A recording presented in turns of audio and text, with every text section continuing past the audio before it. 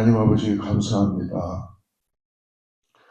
오늘 우리에게 하나님의 은혜가 넘치게 하여 주셔서 성령의 능력으로 오늘도 하루를 시작하게 하시고, 하나님 샤론의 꽃 예수님 우리에게 향기가 되게 하여 주셔서 우리가 어디를 가든지 간에 오늘도 예수님의 향기를 나타낼 수 있는 그런 참된 그리스도인들 다 되게 하여 주시옵소서. 오늘 하나님 우리가 더 이상 정죄의 자리에 앉지 않고 축복의 자리에 앉기 원합니다. 용서의 자리에 앉기 원합니다. 사랑의 자리에 앉기 원합니다. 우리를 말씀으로 감화하시고 감동하여 주셔서 오늘도 말씀이 육신이 돼서 찾아오신 예수님을 고백되는 시간 되게 하여 주시옵소서. 감사하며 거룩하신 예수님의 이름으로 간절히 기도드리옵나이다. 오늘은 사순절 14일차 묵상지를 보니까 요한복음 7장 53절부터 8장 30절까지로 되어 있습니다. 가늠한 여인, 이용당하는 여인. 오늘 우리 8장으로 들어가서요. 7절부터 11절까지 읽고 말씀 쫓아가겠습니다. 8장 7절에서 11절까지만 읽겠습니다. 시작. 그들이 묻기를 맞이 아니하느니라. 이에 일어나 이르시되 너희 중에 죄 없는 자가 먼저 돌로 치라 하시고 다시 몸을 굽혀 손가락으로 땅에 쓰시니 그들의 이 말씀을 듣고 양심의 가책을 느껴 어른으로 시작하여 젊은이까지 하나씩 나가고 오직 예수와 그 가운데 섰는 여자만 남았더라. 예수께서 일어나사 여자 외에 아무도 없는 것을 보시고 이르시되 여자여 너를 고발하면 그들이 어디 있느냐? 너를 정죄한 자가 없느냐? 대답하되 주여 없나이다. 예수께서 이르시되 나도 너를 정죄하지 아니하노니 가서 다시는 죄를 범하지 말라 하시니라. 네.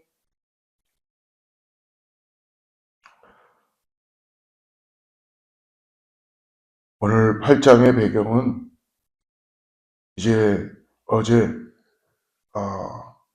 초막절 행사가 다 끝나고 무리들은 각각 다 자기의 집으로 돌아간 것입니다. 그런데 오늘 말씀 1절 말씀에 보게 되면 1절 말씀에 7장 53절에 보니까 다 각각 자기 집으로 돌아갔다. 여러분 우리가 집으로 다 돌아가는 건 당연하죠. 우리가 쉴 곳이 있어야 되죠. 안식처가 있어야 되죠. 그러나 여러분 우리가 집으로 돌아가도 예수님이 함께 계셔야지만이 안식이 됩니다. 집을 아무리 깨끗이 해놓고 집에 가서 푹신한 침대가 있고 그렇다 그래도 예수님이 내 안에 함께 계시지 않는다. 집이 어찌 평안할 수 있겠어요? 여러분 각각 다 자기 집으로 돌아갔어요. 마치 행사가 마치고. 그러나 여러분 우리는 꼭 예수님과 동행하는 그런 믿음의 삶을 사시기를 축복합니다. 오늘 1절에 보니까 그러고 난 다음에 예수님은 감람산으로 가셨다라고 합니다. 예수님은 많은 시간을 사람들을 떠나서 산으로 가셨죠. 감람산. 왜 가셨을까? 성경엔 장하세에 나와 있지 않지만 아마 아버지께 기도하러 가셨을 것입니다. 기도를 해야지 우리의 영혼이 맑아집니다. 기도를 해야지 예수님이 보입니다. 기도를 해야지 오늘 내가 믿음의 길이 무엇인지를 깨닫습니다. 기도를 해야지 성령님 앞에 나를 순종시킬 수 있습니다. 기도는 그만큼 우리가 그냥 하는 행위가 아니라 사랑하는 나를 구원하신 아버지와의 관계이며 우리를 인도해 가시는 하나의 놀라운 하나님의 우리를 통한 역사하심이라는 것입니다. 기도는 보이지 않는 것의 실상을 역사하게 하는 거예요. 믿음을 역사되게 하는 거예요. 그래서 여러분, 우리가 바울도 수시로 기도했죠. 무시로 기도했다고 합니다. 무시로. 자기 집에 가 있어도 기도하고 어디에 가 있어도 그는 기도했다는 건 뭐예요? 주님과 함께 동행하는 것이죠. 성령님을 내 안에 모시고 묻고 순종하고 따라가는 것입니다. 아마 다시 예수님 밤새 기도하시고 새벽에 성전에 다시 돌아오셨어요.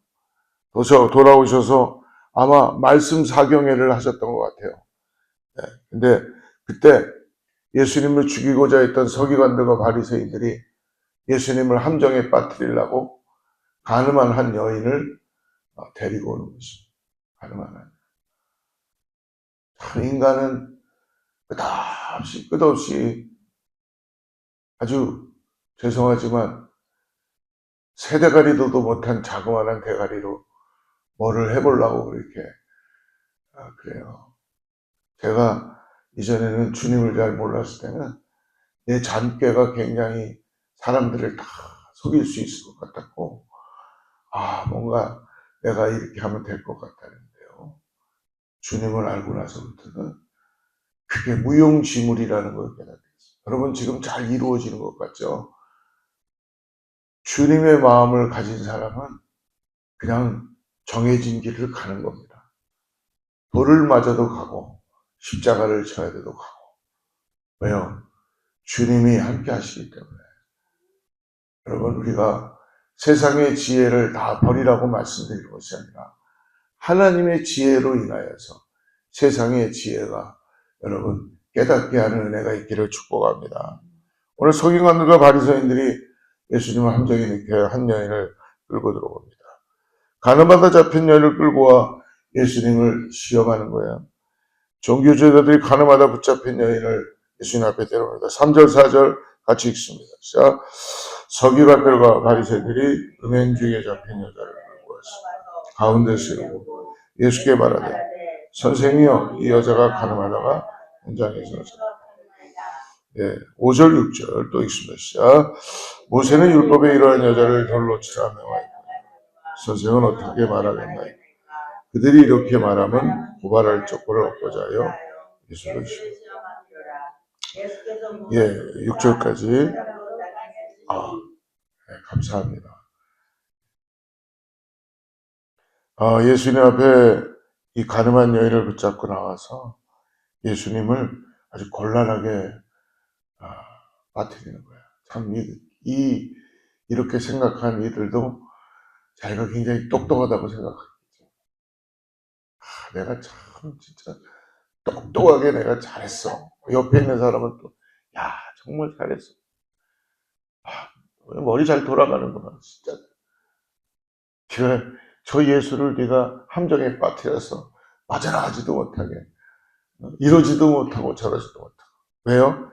율법대로 이야기하면 돌로 칠 것인데, 아니면 사랑을 말하면 율법을 어길 것인지. 이 여자를 사랑으로 베풀면 율법을 어기는 게 되고, 돌로 칠 것인지 율법대로, 모세의 율법대로라면 돌로 쳐 죽여야 마땅한 죄였죠. 그들이 예수님을 시험하고자 했습니다. 돌로 치라 하시면 사랑 없는 분이 될 것이고, 용서하라 하시면 율법을 어기는 분이 되기 때문에. 여러분, 처음부터 이거는 모함이에요. 왜요? 왜 여자만 잡혀옵니까? 저는 질문합니다. 왜 이 현장에 간음을 했다면 간음한 남자도 있지 않겠습니까? 왜 이 서기관들과 바리새인들과 종교제자들은 여자만 잡혀왔어요?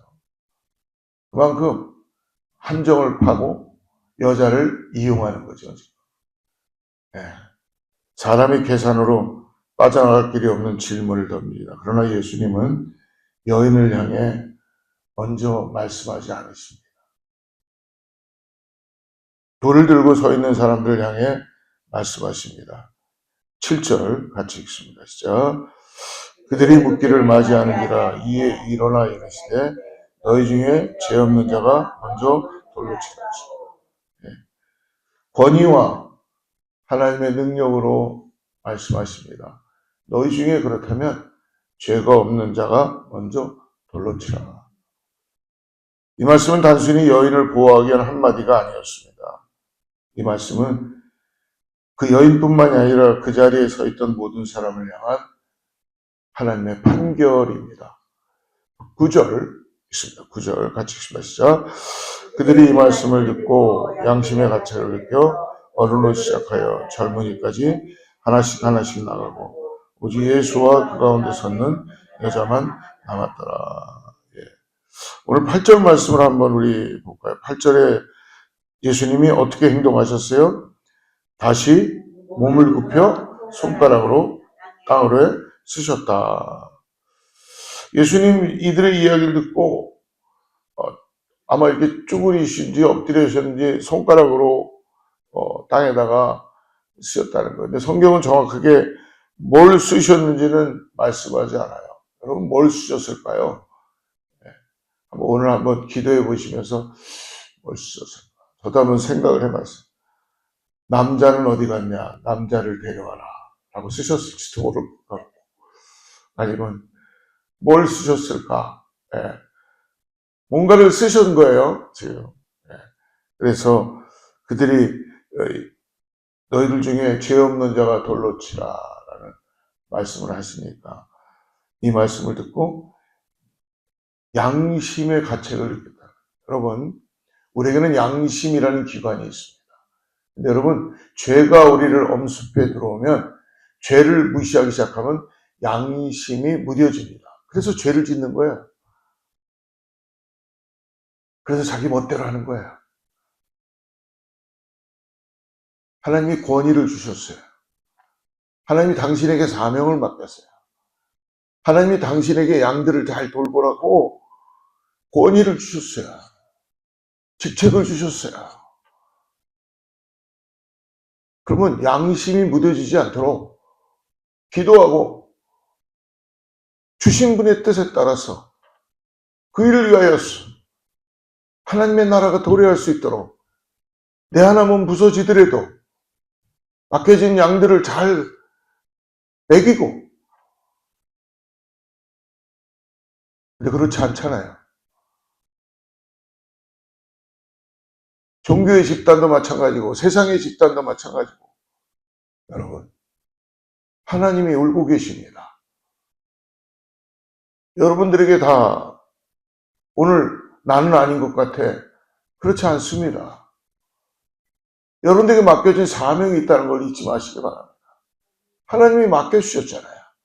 권위를 주셨잖아요. 그런데 그 권위를 가지고 여러분 내 마음대로 휘두르고 이것이 옳은 일이라고 던지는데 하나님의 영광이 드러나는 일이 아니라면은 여러분 생각해 봐야 되지 않겠습니까? 오늘 내가 말하는 거나 내가 오늘 하는 모든 것이나 가는 곳이나 이런 어떤 행동하는 것들이 나의 시발점이 내가 드러나는 것이라면 여기서 끊어야 되고, 비록 이 일이 내 뜻대로 이루어지지 않는다 그래도 다음 사람들에게, 다음 세대에게 어떻게 전해질까를 믿는 우리라면 여러분 세상을 향하여서 오직 복음을 위하여 맡겨진 사명을 감당하고 나가야 될 줄 믿습니다. 여러분 우리는 그래서 기도하는 것입니다. 왜 성경에서 주님이 이렇게 얘기했을까요? 그들이 이 말씀을 듣고 양심의 가책을 느끼 어른으로 시작하여 젊은이까지 하나씩 들었던 돌을 내려놨겠죠? 율법에는 돌로 쳐 죽이라고 했으니까. 돌로 내려놓는다는 것은 지들 자신의 지금 하나님이 양심에 지금 말씀하시는 거예요. 성령을 통하여 말씀하시는 거예요. 근데 죄가 너무 무디니까 지금은 어떻습니까? 들었던 돌을 던져버리죠. 들었던 돌을 던져버립니다. 근데 이제 그 여자 하나만 남아있어요. 11절 같이 읽습니다. 시작. 대답하되 주여 없나이다. 예수께서 이르시되 나도 너를 정죄하지 않으니 가서 다시는 죄를 범하지 말라 하십니다. 예수님 다 떠나가고 그 가늠한 여인에게 이야기합니다. 나도 너를 정죄하지 않는다. 가서 다시는 죄를 범하지 말라. 이 말씀은 죄가 가볍다, 아무것도 아니다라는 선언이 아니에요. 오해하지 마십시오. 죄를 그냥 덮어두겠다라는 말씀이 아닙니다. 즉 무엇이냐면 죄의 판결권, 죄를 집행하시는 분, 죄를 결정하시는 분은 인간에게 있지 않다는 걸 가르쳐 주시는 거예요. 하나님께 있음을 드러내는 말씀입니다. 죄 가운데 머물지 말고 새로운 삶으로 나아가는 초청입니다. 여러분, 십자가 앞에서 이 땅에 용서받지 못할 죄가 없다고 우리는 믿습니다. 세상의 집행은 다를 수 있죠. 세상은 도덕적으로나 윤리적으로 뭔가 잘못하면 집행을 합니다. 예, 그것도 우리가 잘 지켜야 됩니다. 근데 더욱더 중요한 건 뭐예요? 그것 이전에 하나님의 법이 있다는 것을 잊지 마시기 바랍니다. 세상의 법은 잘 지키면서 내 영혼은 여러분 지금 어디로 가는지 모른다면 오늘 다시 한번 하나님 앞에 주님의 마음을 가지고 나가야 될 줄 믿습니다. 고이어 예수님은 선언하시죠. 12절 같이 읽습니다. 시작. 예수께서 또 말씀하여 이르시되 나는 세상의 빛이니 나를 따르는 자는 어둠에 다니지 아니하고 생명의 빛을 따르리라. 예. 가늠한 여인의 사건과 빛의 선언이 지금 이어집니다. 어둠 속에 서 있던 여인, 그리고 돌을 들고 있던 종교제자들, 사실은 모두 뭐예요? 어둠 가운데 있는 자들입니다. 예수님 없으면 다 어둠 가운데 있는 자들이에요. 죄는 여인만의 문제가 아니었습니다. 돌을 들고 있던 자들의 마음에도 여러분 죄가 가득 차 있었다는 것입니다. 사랑하는 여러분, 사람은 자꾸 죄의 결정권과 죄의 판결권을 쥐고 싶어 합니다. 그래서 자기에게 그 뭔가 맡겨진 임무라는 걸 잊지 않고 하나님의 뜻대로 하지 않고 자기가 자기 뜻대로 하게 되는 것이죠. 자신의 기준으로 판단하고 자신이 옳다고 선언하려 합니다. 그러나 빛이신 예수님 앞에 서면 여러분 어떻습니까? 우린 모두 다 동일한 죄인이었어요. 정죄할 자리가 아니라 은혜를 구해야 할 자임을 알게 됩니다. 그 자리는 정죄할 자리가 아니라 내가 은혜를 받아야 될 자. 나는 정죄할 자가 아니라 은혜를 받아야 될 자구나라는 것을 오늘도 깨닫는다면 이에는 이, 눈에는 눈이 아니라 예수 그리스도의 이 사랑의 구원하심에 대한 은혜에 반응하고 죄를 지은 사람은 빛 앞으로 예수님의 빛 앞으로 나와야 합니다. 오늘도 빛이신 예수님 앞에 여러분 우리들의 죄를 가지고 나아갑시다. 정죄가 아니라 생명의 길로 이끄시는 주님을 바라볼 때에 다시는 죄를 반복하지 않도록 어둠에 머물지 않도록 오늘도 주님 따라 주님 손 꼭 붙잡고 그분 함께 하시는 은혜가 있기를 축복합니다. 빛 앞에 서는 하루가 되시기를 소망합니다. 기도하겠습니다. 하나님 감사합니다. 사랑하는 성도님들이 오늘 주님 앞에 나와 내가 은혜 받을 자라는 걸 고백합니다. 주님, 정죄의 돌을 들고 서 있던 우리를 또 저들을 용서하여 주시옵소서. 우리 인생의 어둠 속에 생명의 빛으로 찾아오셔서 말씀해 주십니다. 나도 너의 죄를 묻지 않고 정죄하지 않는다. 이제는 더 이상 죄를 짓지 마라.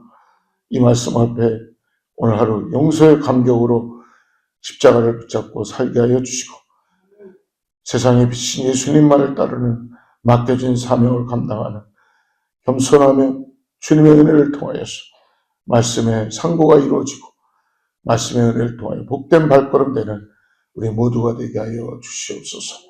하나님, 우리에게 주어진 시간 동안 기름 부어주시고 성령의 능력으로 영혼들이 살아나는 역사를 경험하게 하여 주시고 무너진 곳이 세워지게 하여 주시고 길이 없는 곳에 생명의 길이 열리게 하여 주시고 기도할 때에 아버지 하나님 정말 아버지 골리앗이 쓰러지는 것을 보게 하여 주시옵소서. 우리에게 물맷돌 5개를 들게 하여 주셔서 하나님의 역사를 경험하게 하여 주시옵소서. 감사하며 거룩하신 예수님의 이름으로 간절히 기도드리옵나이다. 하늘